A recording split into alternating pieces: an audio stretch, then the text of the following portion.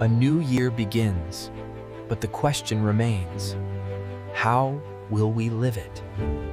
Some seek refreshment that feels good, but never goes deep. Emotion rises, inspiration fades, life remains unchanged.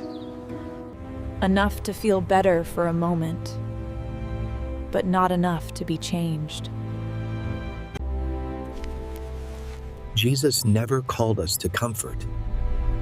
He called us to surrender. Saying no to self, so God's will can lead. Not once, not occasionally, but daily obedience. Not visiting Jesus, but walking with Him. God never offered shallow faith. He offers water that never runs dry. Lives rooted deep, bearing fruit in every season.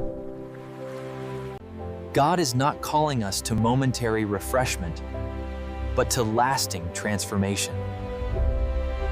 Continue growing in truth through powerful biblical teaching. Watch more on the ABNSAT Global Network YouTube channel, where faith goes deeper and truth transforms lives. Subscribe and share so others can grow, believe, and be transformed. This year, go deeper.